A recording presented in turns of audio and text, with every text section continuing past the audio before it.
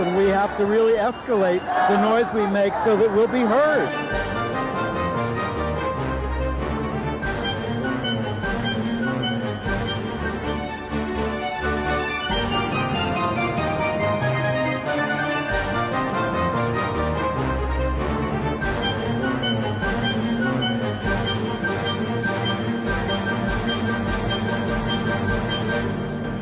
Welcome to Gay USA. I'm Andy Hum. I'm Ann Northrup, and I just want to let our viewers know you do not have to take your Dramamine watching this show tonight because the desk has been fixed. It doesn't wobble anymore. We don't know why or how or who did it, but It's a miracle. Applause from the control room. You might notice we have some new microphones. Hope you can hear us. We've had a little trouble with the old ones, although we have them sitting here in case of emergency. But, we're going back to Walter Winchell days. Unless you have any personal notes, shall we get to the headlines? No, but I read an excellent article in the LA Times this morning about male breast cancer. Yeah. Written by a guy who had... he was tested for it. I'm not sure whether he actually had it. But one thing I hadn't realized was that he has the BRCA gene. His mother and his grandmother had it, and they urged him to get tested. And it turns out, has the BRCA gene. How do you spell that? BRCA. And not only does that mean that you are more susceptible to getting breast cancer, it also means you're more susceptible to prostate and other cancers. So, I'm getting rid of my prostate on April 16th. Well, you still have breasts. You still have breasts. I do, and I'm seeing my primary care next week, and I will bring it up with him. Okay. But please, this is not breast cancer is much more common in women, but it certainly happens in men, and you should talk to your doctor about at least having a scan, or he had a mammogram to make sure that you're not sitting there with something you don't know about. On my list, and I do want to thank all of the viewers. A shocking number. I mean, really, hundreds of people have written in and said, we asked, how'd you find the show? And of course, most of you are telling us you found it by scrolling through the listings on Free Speech or MNN or whatever, or you knew Ann Northrup. That's how a lot of you found the show. Or some friend recommended it. Exactly. Yeah. So it was all very interesting to us, and we can't respond to every email, but some of you asked some questions, and we will get back to them. Okay. All right. Meanwhile... Well, it's all bad news from the Trump administration. Their State Department, they've issued an incredibly cruel rule on how those applying for visas to come to this country must identify. Well, their cruelty knows no bounds. And Trump says the Democratic U.S. Senate candidate from Texas's, it's Tallarico, his support for trans people is an insult to Jesus. Why would Trump care about that? Or think he knows. House Republicans have advanced a Don't Say Trans bill. They have so many versions of it. A vote in Idaho against marriage equality did mark some progress. Yes. We'll take our crumbs where we can find them. The wicked governors in Florida and Iowa have attacked LGBTQ rights this week. And here's our favorite line of the week. An anti-trans judge says, it's not irrational for a legislature to encourage citizens to appreciate their sex. God. New York Mayor Mamdani has appointed the first trans person to head a New York City agency. Very impressive. And the European Union Court rules that all member states must recognize people's lived gender identity. It's quite a contrast with the United States. It is, and we'll talk about other contrasts like that as we go along. Your HHS Secretary, RFK Jr.'s unscientific wrecking panels were thumped by a federal judge. Did you see that he left a toxic house for Chelsea Handler? He sold her his house, and it's just riddled with problems. She hasn't lived there yet. She bought it 4 years ago. And she saw him. We'll see. Chaz Bono married his longtime partner. And we have progress to report from Kenya, but terrible regress in Senegal. Okay, let's jump into this. Let's do. Now, Well, first of all, let's talk about what we did this week. ta-da! We're fighting ICE in New York. Hands off New York City. I know you're doing this all across the country, and I hope all of you are getting ready for the March 28th No Kings, No ICE, No War demonstrations that are going to be taking place all across the country. Just Google the name of your town and March 28th, No Kings, and it will come up. So yesterday, we have little pockets of resistance around New York City. ICE is here. They're in places that are a little less visible. Right in gay Chelsea, they're housed, and their cars are housed in Pier 57's parking garage, which is controlled by the Hudson River Park. I think they're actually at Pier 40 at Houston Street, but the Trust Advisory Council is meeting at Pier 57. I see. So we did a freezing cold demo there yesterday, and had a good turnout. Well, I was wearing a hat. I thought it was going to be warmer, so I wasn't. Anyway, this is just one of the signs we carry. Yes.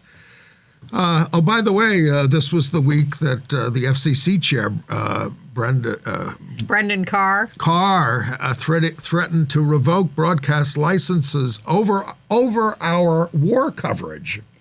I mean, it is unbelievable. It is. And of course, then Hegseth said, I can't wait till David Ellison buys CNN so we can get patriotic coverage of my war. And Trump says that all the anti-Trump coverage means those people should be executed, he said. Yes, convicted of treason. Yes. Executed. Yeah, where if they knew we existed, we'd be on the list.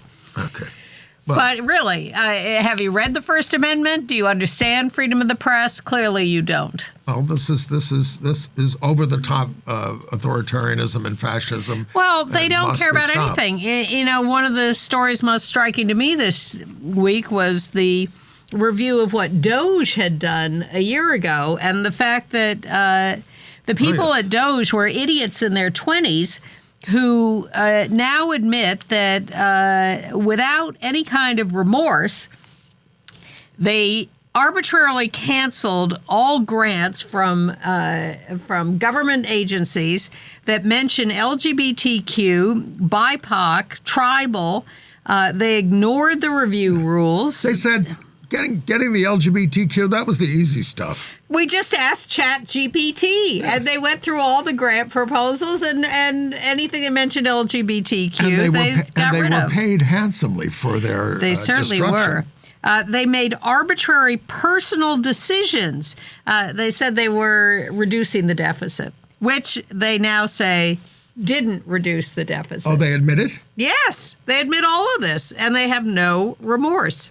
It was all just about hurting people like us. Well, I am encouraged. And black people and women, blah, blah, blah. We were hit by a tidal wave in the first few months of the Trump administration. Didn't we warn you? Yes, we did. Nonetheless, the tidal wave hit with all of this stuff. And I have to say that I am slightly encouraged by the judicial decisions we're getting these days and the fight back in the streets and whatever. I mean, we're going to go through a horrible list of things they're doing. Yes. But people are sort of recovering from the tsunami that hit and getting up on their feet and fighting back. But, they were brushed back by a lower court on their anti-DEI efforts in universities. So now they have another way of getting what they want out of that through the grant process. You want a grant, you have to comply with our specifications. And there's this new State Department rule that says if you are coming from another country to this country and you're required to get a visa, you must abide by the Trump executive order that there are only male and female genders, and you must state that on your visa application. And it doesn't matter if your home country recognizes you as non-binary or trans. The United States will not, and if you don't say it, you're not coming. Several countries now issue passports with non-binary X markers on the passport, as did we under the Biden administration. Yes. And that's still in litigation here because the Trump administration wiped it out, but it's being litigated. But look, they're just trying to defend women from gender ideology extremism and restoring biological truth to the federal government. That's the title of this whole enterprise. It's all just so Orwellian. It's well, they're so dedicated to this that a House committee run by Republicans, as they all are, because they have the infinitesimal majority, is proposing that the bill establishing the Women's History Museum, which has been in the works for years, now be amended to say that the Women's History Museum cannot include any reference to trans women. None. Zero. And also... I'm surprised it includes any reference to women. Well, does that Isn't mean... that DEI? Having a women's museum? Exactly. Exactly right. But does this mean trans men can be included if they are referred to by their birth-assigned sex? They seem to care less about trans men. Yeah, but they're not going to acknowledge them as entitled to women's restrooms. Well, that's what they're doing here. I mean, you know, the other clause in this amended Women's History Museum bill is if the location was supposed to be designated by the Smithsonian, group of museums. Now the amendment says that Trump will decide the location of the Women's History Museum. How about a museum of women who have been sexually abused by Donald Trump? I think that's what we should have in the next administration. Well, more about which later when we talk about Cesar Chavez. Well, there's a House committee that's passed the Stop the Sexualization of Children Act. Yes. Which you would think might have to do with pedophilia, but no, it's about no sexually oriented material can be supplied to kids under the age of 18. Sexually oriented material to them does not mean the actual practice of sexuality. It's about any mention of LGBTQ. That is automatically defined as sexually oriented material. We're being erased. It has. We're calling it the Don't Say Trans bill, and it is moving in the House now. Again, these things are not being moved by the Senate, but of course, as we sit here, the Senate is trying to overcome a filibuster on the SAVE Act, which also is really anti-trans and anti-women. That's how they're trying to sell it. And we'll see. They're actually trying to do us where they're speaking on the floor and holding and trying to see if they can overcome it. And Trump, of course, is demanding that this thing pass. Again, we'll remind you, he said, I'm not going to sign any more legislation if you don't pass this. You haven't signed much legislation to begin with because nothing is passing because there's nothing to pass. You just govern by fiat. I did hear a comment this week that struck me, some commentator on TV saying that the media is overplaying Trump's chaos and confusion, that he is really not so confused as people would like to think he is, that he's sharper than that. He's making decisions. You may not like his decisions. He may change his decisions, but don't mistake him for someone who is... Sundowning? Yeah, I guess so. And I have to say, when I see him speak, he is coherent most of the time. Not admirable. No, I mean, come on. Well, we'll have to go to the videotape. He was on Fox ranting about the Democratic Texas U.S. Senate nominee, James Tallarico's acceptance of trans people, and seemingly referenced a 2021 speech that Tallarico gave where he declared, God is both masculine and feminine and everything in between. God is non-binary. Yeah. It's in the Bible in Christ there is neither male nor female. It's in the Bible. Anyway, so Trump said, well, the good news about Tallarico is he's whacked out with his 6 different forms of gender. The insult to Jesus, he said. I mean, such an insult. It's beyond words. What would Jesus, assuming there was one, have to say about Trump's assaults of women repeatedly over the years? Jesus was a great defender of women. It's one of the reasons I get to and killing of people. I want to get too far wars. down on the weeds here, but Jesus was against divorce, and the reason was because women, if you divorced a woman, she was just an outcast. That was it. You put her out in the field, and so they said his compassion led to him being against divorce. Unfortunately, that has led to conservatives these days being against divorce, yes.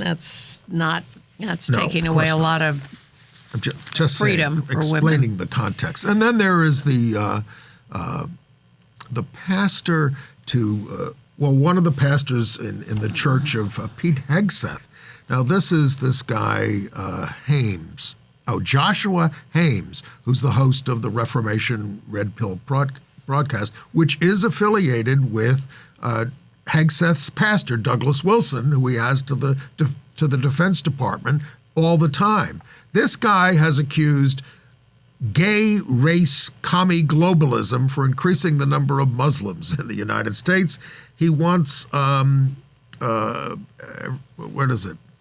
He wants adulterers and people who have abortions and LGBTQ people at pride marches executed. Now there goes Trump. They're talking this way. And it used to be something like this comes up, and you'd have to dissociate yourselves from it. By the way, I was shocked, but the University of Florida, under the terrible Ron DeSantis and everything like that, they're now not allowing the Republican group on campus to meet because of all that stuff we talked about last week. The Nazi statements, the racist. They were doing the Nazi salute, the anti-Semitism, all that stuff.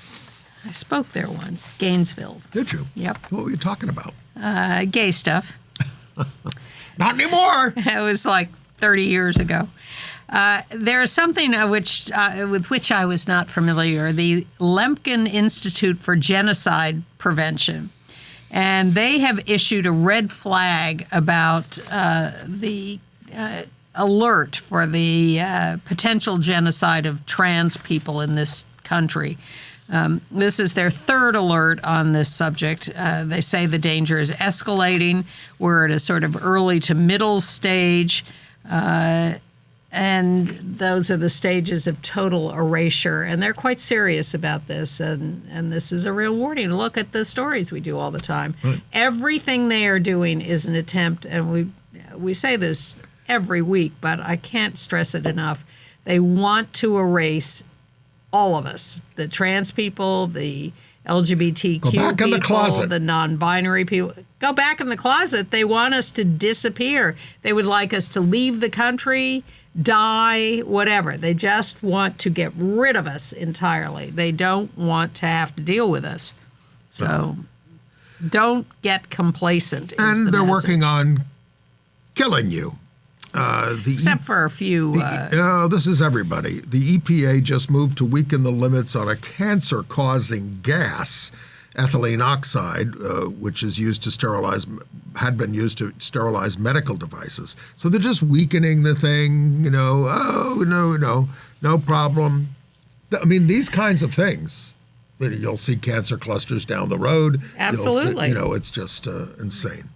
I'm looking forward to the CPAC convention next week.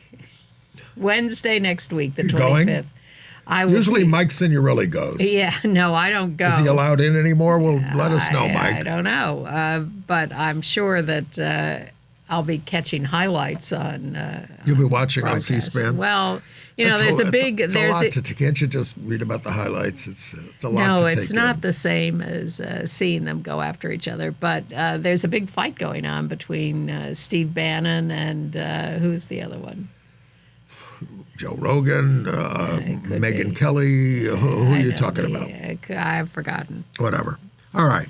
Well, we encourage you to all fight with each other and leave us alone. Yes. And Trump is sending Rick Grinnell out to pasture. He is out as the president of the Kennedy Center. Well, he has an interesting ability to land on his feet. He wanted to be Secretary of State, for God's sake. He has had and they keep moving him down the line. Yes, he has had a series of jobs. So the question is this it for him? Has he reached the end of the line, or are we going to see him pop up?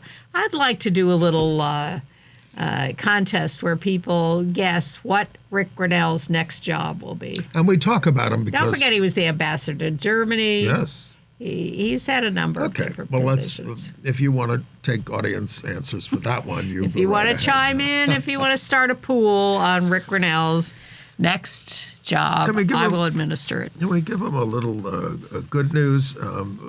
Well, it's not good news that out-gay Virginia State Senator Adam Ebbin is moving on to become a senior advisor to Governor Abigail Spanberger. Well, I think that is good news for him. But he was the first one to win election to the House of Delegates as openly gay in 2003, first openly gay member of the General Assembly. He served in the House of Delegates before winning election to the Senate in 2011. So we showed his picture there.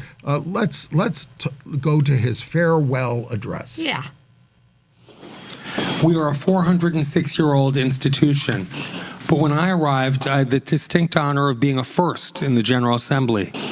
And being an openly gay elected official 22 years ago didn't earn you book deals or talk show appearances, just a seat in a deep minority across the hall.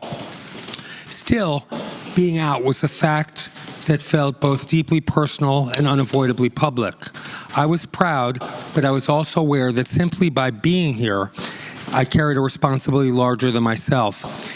In a caucus of just 34 and a 100-member chamber, sometimes simply being here felt like all you could do. But over the years, Virginia has changed, and thankfully so has this assembly. Today, there are LGBT Virginians serving openly, authentically, and unapologetically at every level of government. I see them in the hallways of this institution every day, call them colleagues, future leaders, even Mr. Secretary. And that progress did not happen by accident. And I'm deeply humbled to have played a role in helping move this Commonwealth closer to a place we can all be proud of. I swore to myself that I wouldn't leave until there was at least one, just one more, out lesbian or gay General Assembly member. But when I leave, I'm proud we'll have an 8-member LGBTQ caucus. And if anyone on the other side of the aisle wants to come out, you will be more than welcome. We're still waiting on that first openly gay Republican.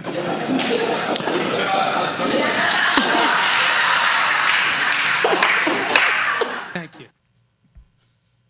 We have an out gay Republican on the New York City Council. We had one, and so it happens, but not particularly. And a closeted lesbian member of Congress from New York. Yes, we do. And we tried to get rid of her, but she's holding on to her district in the courts. The court is. Maybe we just do that. Maybe. Well, that was a lovely moment with Adam Ebbin, and I think he's been a real shining light in Virginia, and now he will go on to help the governor do great stuff. So I think that's good, and he has 8 others in the legislature, so the team is growing. All right. Go ahead. Yeah, I was going to go to that. In Iowa, the not-so-cool governor, Kim Reynolds, has signed a local civil rights laws must conform to the state civil rights law after they appealed the state gender non-discrimination law. They got rid of that, and then they said all the local laws must conform to the state laws. Well, I'll make a note here, when we passed the New York City Gay Rights Bill after a 15-year battle on March 20th, 1986, so we're celebrating the 40th anniversary this week, immediately there was a move by the opponents to say it doesn't conform with state law, and they went to court over it, and they lost. Now, if they pass a bill that says you can't do this, well, I don't know how the cities can respond to this if they're being overruled by the state. It's been an issue for a long time. We've talked about this happening in other states. Yes. And Tennessee especially. Yeah, HUD is threatening to defund California agencies that protect LGBTQ and others who are not covered by federal law. The federal law. This is why we've tried so hard to pass the Equality Act for years, which is non-discrimination for sexual orientation and gender identity, because they use this so often. Well, it's not in the federal law, so you can't do it anywhere else. There used to be something in this country called the Republican Party, and they believed in local control. Oh, you're so old. Don't tell us what to do. You're so old. You feds. Well, here's a story from Iowa. They passed a resolution calling on the Supreme Court to overturn the Obergefell decision. Wait, aren't we talking about Idaho? Thank you. Did I not say You said Iowa. No, it's Idaho. Yeah. Anyway, thank you.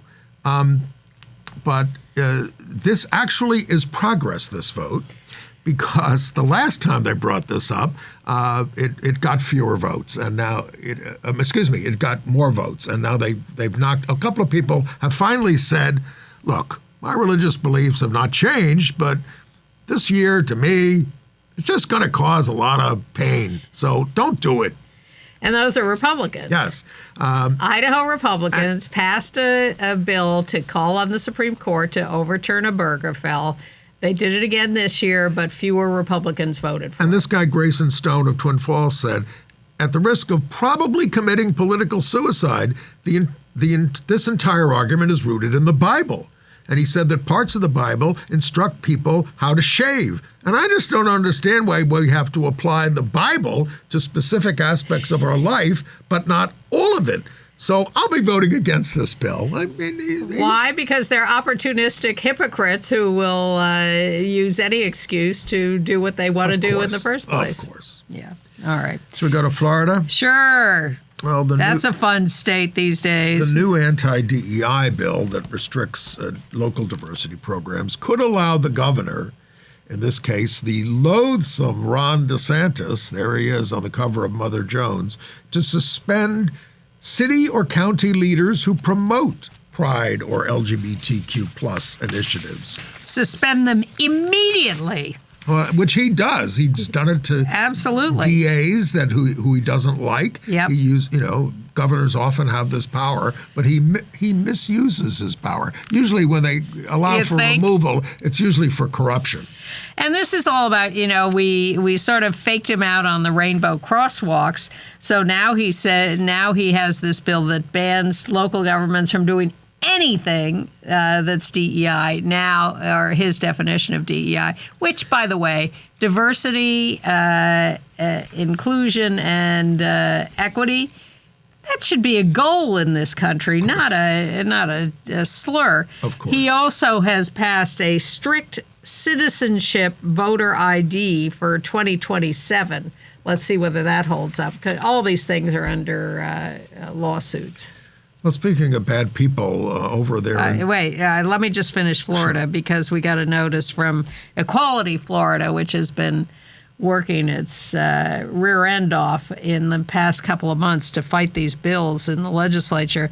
And they stopped or neutralized 4 of the 5 bad bills that were proposed. Oh, good. Hundreds of people showed up at the Capitol day after day after day and relentlessly opposed these bills. They got like 24 out of 25 away the last time because there was resistance in the legislature. So I hope that holds up. Yep. Go over to Seattle. There's this remorseless Seattle man, Andre Carlo. We do have a picture of him, sentenced in the hate crime beating of a trans woman. He had hoped that President Trump would kill all trans people. He's been sentenced to 7 years in prison for a violent attack on a trans woman in the University District. It's just horrendous, but what he did, but he has been sentenced. It was a group attack on a trans woman, but he was singled out as the leader of this attack, so he's going to prison for 7 years. He says, and then he said from jail, well, if I didn't hate trans people before, I do now, absolutely. I think this Trump should kill them all. Get them all out of here. They're weird. See? This is just, and then but 7 years may not be enough for you to be rehabilitated. Yeah, there's the guy who who wants to get out and kill people. Well, the guy who was let out after 10 years in prison and then went right out, and was he the one who attacked the synagogue or the school or whatever? And, why wasn't he deported? In Massachusetts, some sad news. School hockey coaches and players, ice hockey, as a result of heated rivalry, are increasing bullying and discrimination. Who's doing the bullying? The coaches and the players.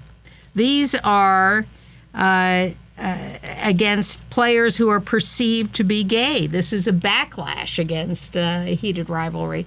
This is, the macho man-up culture that is saying, oh, now you think we're all gay? We're not all gay. We're going after the ones who look like they are. Don't you know that the name of of your award for the best college hockey player of the year is named after a gay man?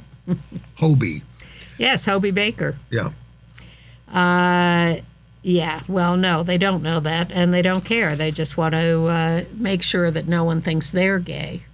Pathetic. Yeah. Pathetic. I yearn for the day when it will be a badge of honor.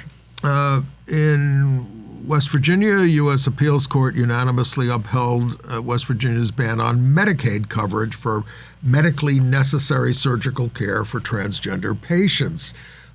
This is a Trump-appointed judge who argued for more government intrusion in how we live our lives, who said it is not irrational for a legislature to encourage citizens to appreciate your sex, appreciate who you are.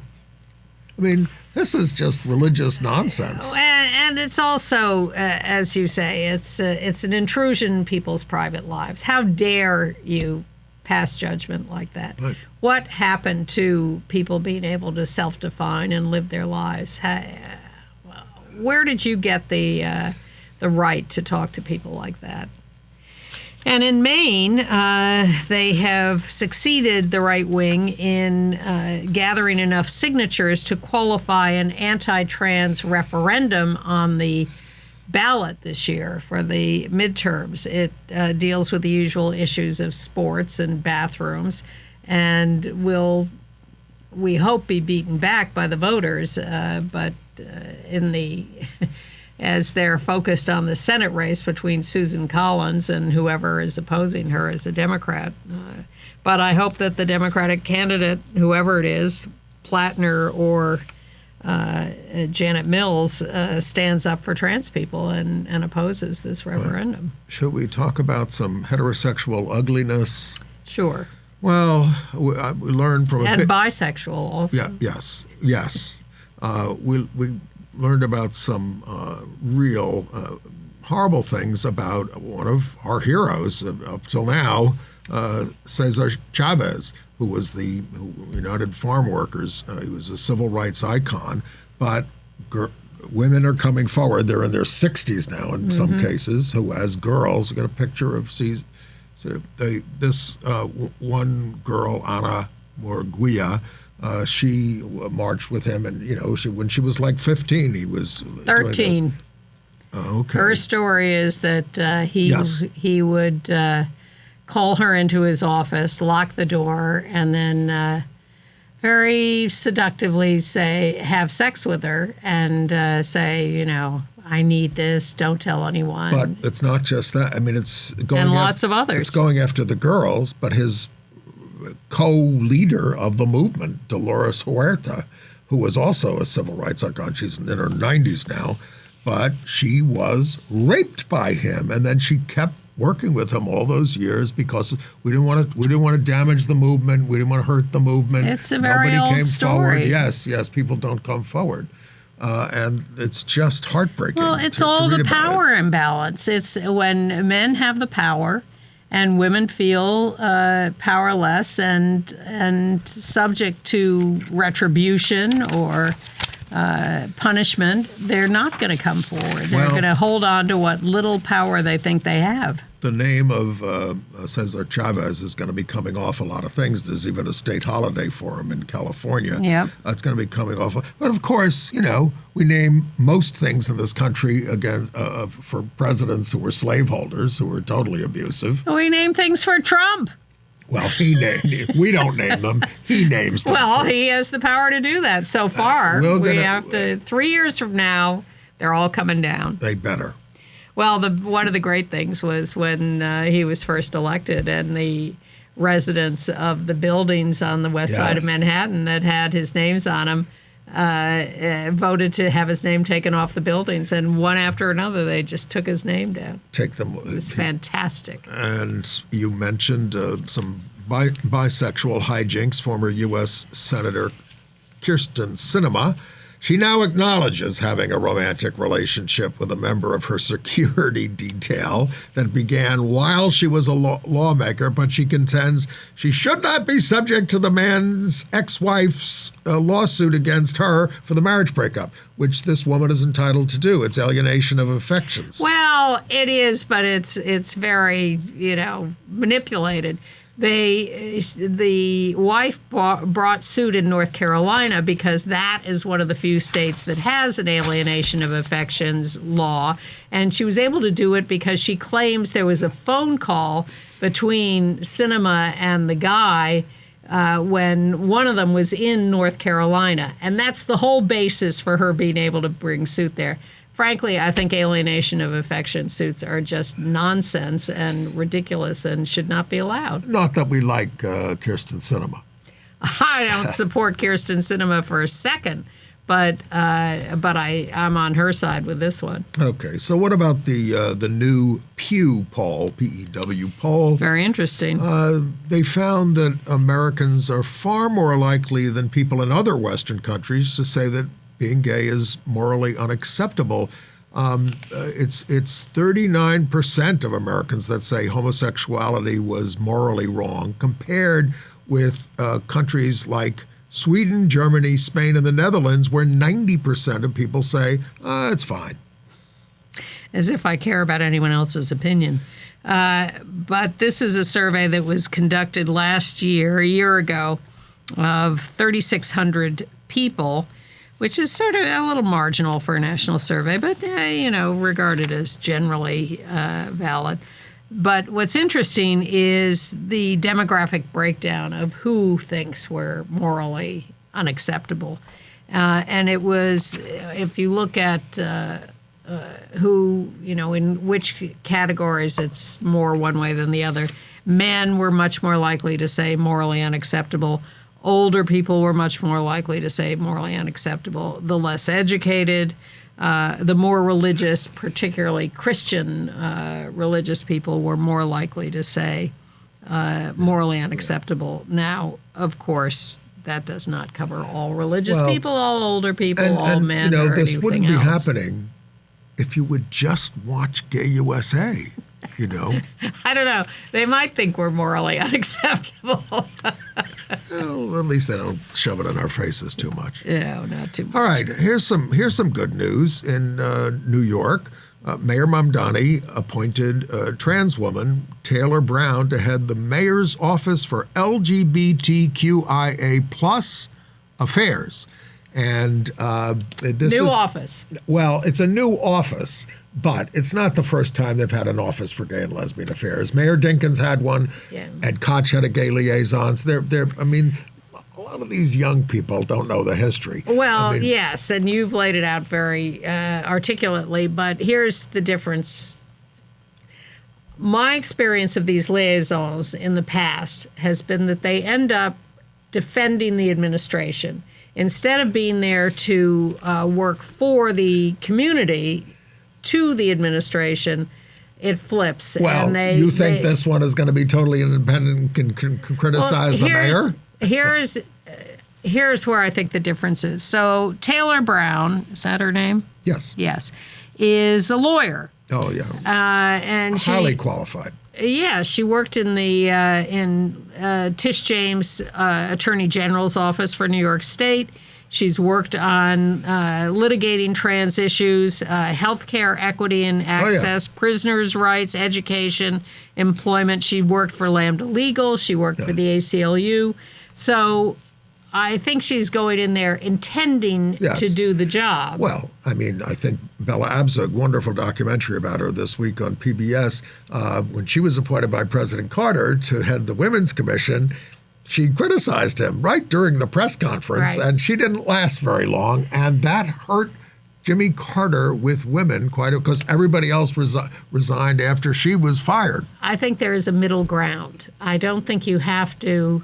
I mean, I think you should criticize people when they deserve criticism, including us, by the way. Yes, please. But I think you can talk about things that need to be changed in city agencies or practices without attacking the mayor unless he deserves it. Why don't we let Taylor Brown speak for herself? Okay. Now, and that is because it is. And I'm sorry that to all the trans young people out there, it's going to be okay.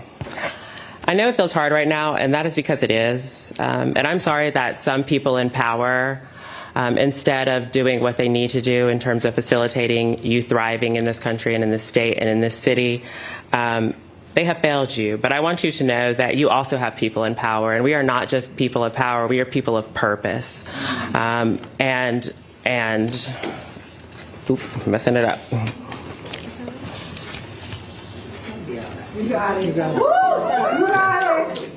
And I just want you to know, we're working every day and in every way to protect and support you. And I'm so humbled and proud that I get to continue to do that in such a visible capacity. And I know it may seem easy to say that standing here, but it will be okay. And I know that because I've lived it. So while it will not be easy, and while it will take time, it will be okay. And I just want you to know that you can be whoever you want to be in this world. Just stay strong, never stop asking for what you need, and stay true to who you know yourself to be.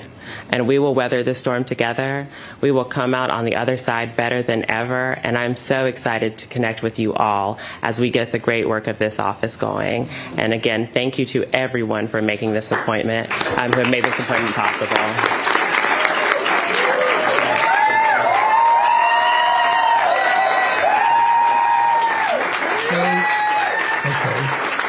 So she sounds great. And, you know, Mayor Mamdani gets criticized, but some of you send me criticism saying, well, why is he always holding a trans flag when he marches around? I said, because it's the most vulnerable group. Exactly. And he had all the flags up there and everything. But he's been going to pro-trans demonstrations before we knew who he was. He's just an assembly member. This has always been a concern of his. And I'm so happy that he's appointed a trans person to this post. Yes, and I was happy to see him embrace her, and that was the Commissioner of Inclusion, Equity, something on the other side. Trump will get her. Yeah. At any rate, it's a good start, and we will keep an eye on it. And something that didn't just start, but we marked the 10th anniversary of being allowed to march on the St. Patrick's Day Parade with an Irish LGBTQ group. Do we have the picture? Please get it up there. Yeah. There it is. It's a relatively small group now. The first year we were admitted, scores of people showed up. Now it's kind of a small group. But who shows up to march with us? Jack Schlossberg. The tall one. A Kennedy, who is running for Congress in the district, marched the whole way, as also Layla Law Gisco, who's running for city council. I don't think they pick up many votes this way, but there they were, marching the whole way. And there's Brendan Fay, the creator of all this. Lavender and Green Alliance. Well, I got arrested for years protesting the exclusion from the parade, but as soon as... And I demonstrated for 25 years about this, yeah. So that's why I marched, by the way. Well, that's why I don't march. I figured if you're going to fight to get in it all these years, march. No, I do the fight and then I go away. You carry on. Now, I do carry on. Yes. Well, then talking about the Wayback Machine, a terrible story out of Philadelphia. Yes. There's a women's a lesbian sports bar called Marsha's, named after Marsha P. Johnson, actually, in Philadelphia. Popular, look, very calm, nice bar. Well, recently, 20 cops came into the bar. There they are, supposedly to do a check of the bar based on anonymous complaints that they were serving underage people. 20 cops. This is back to Stonewall in those days. Or blues. This is harassment. This is absolutely inappropriate. And people are up in arms in Philadelphia about this. Well, they have a pro-gay government, I mean, at least, but not a police department. Well, the police department, it's always let me not get carried away, Yes. but it is clearly when 20 cops come into your peaceful, middle-class bar and say, we're here to conduct an inspection. 20 cops. And the Philadelphia Gay News, which has been around for 50 years now, our friend Mark Siegel founded it those many years ago. They've been calling, asking questions about this, and they're not getting any answers. All right, should we move on to international news? Or do you have I was going to bring else? Chaz Bono. I think. I was saving that for entertainment, but go ahead, do Chaz.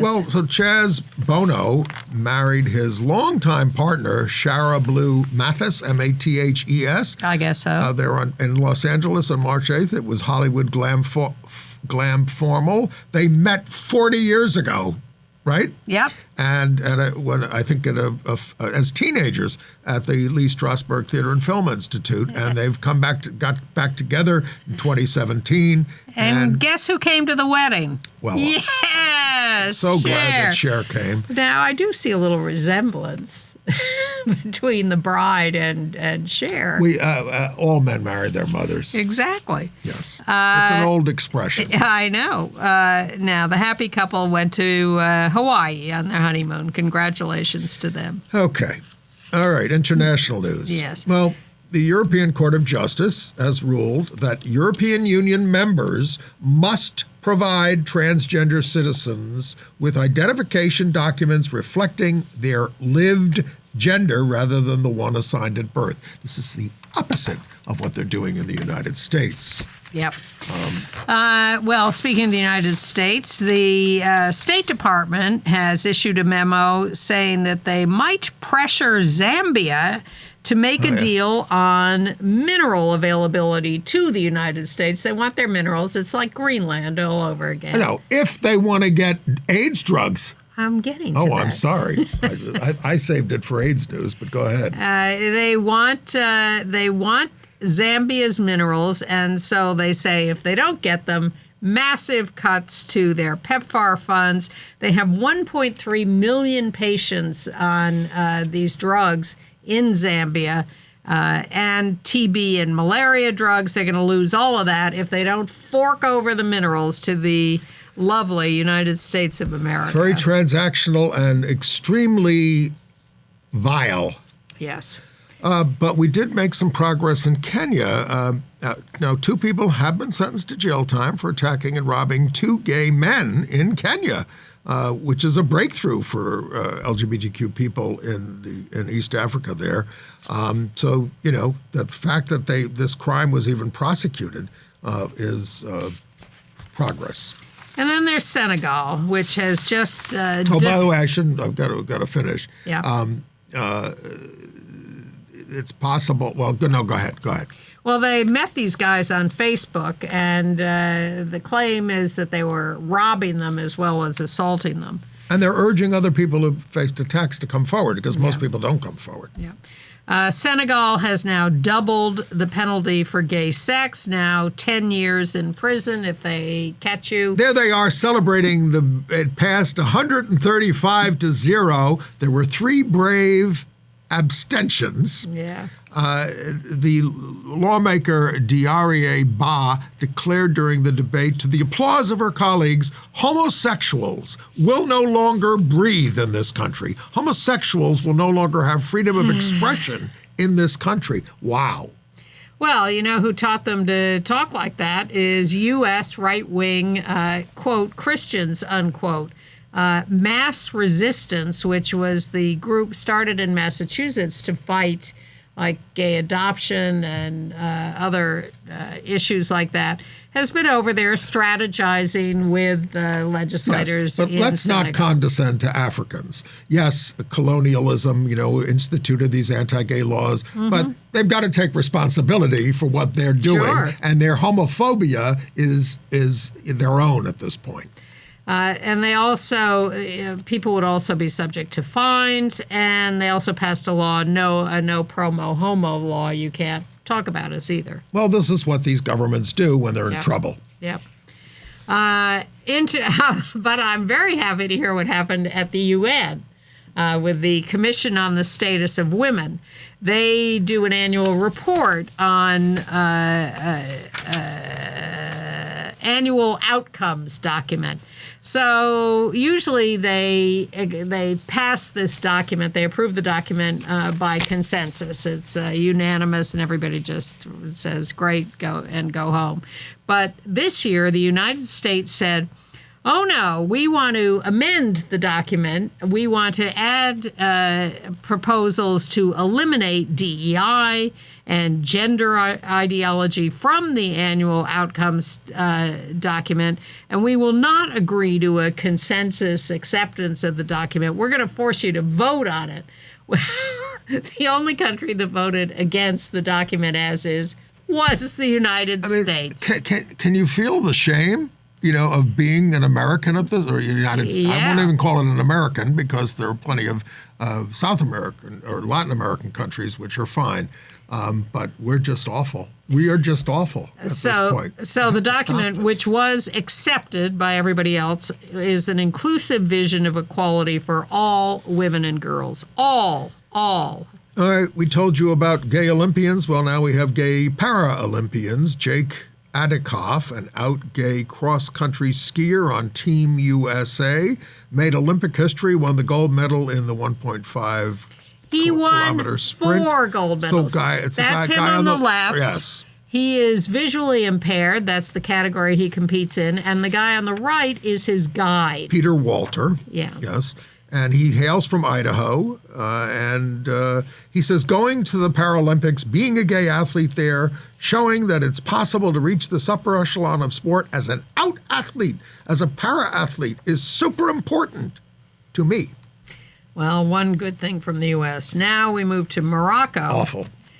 Where we've been following the story of this feminist. Lesbian feminist. Yeah, Iblis Sami. Betty Lachgar, or Lachgar. Got a picture of her. She's the one who wore a T-shirt saying, Allah is a lesbian. That's rather provocative. Well, that sent her to jail. And she now reports she's been tortured in jail. She may be facing the amputation of an arm. She's a developmental psychologist, and her lawyer is accusing the Moroccans of medical neglect of her in prison. It's just awful, just awful. Treating any prisoner that way, but we do a lot of that in the United States as well. And in the UK, the National Health Service, after banning puberty blockers, is now banning hormones for 16 to 17-year-old trans people, citing weak evidence of their efficacy. Trans organizations say this is just pure bigotry. Well, they say 97% of trans people in the UK say they've been treated differently by their general practitioners because of their gender identity, because of all this anti-trans backlash in the United Kingdom. Well, the United Kingdom is just relentlessly pursuing the conclusions of the vastly discredited Cass report. Yes. And they're just going after this, one thing after another. But they are saying they're going, for better or worse, They're going to review all the patients who are on these hormones. We're going to review it is language for we're not going to do anything about it. That's true. All right. All right. AIDS news? Well, I mean, big blow to the Trump administration's health agenda. A federal judge in Massachusetts blocked the government from implementing a series of decisions on vaccines made over the last year by RFK Jr. And saying these advisory committees are just not scientific. These people are not qualified to make these decisions. Yeah. And you're not following the rules. Well, one of the victories in Florida over the horrors going on there is that activist pressure has gotten some emergency funding restored for ADAP to give drugs to people with HIV.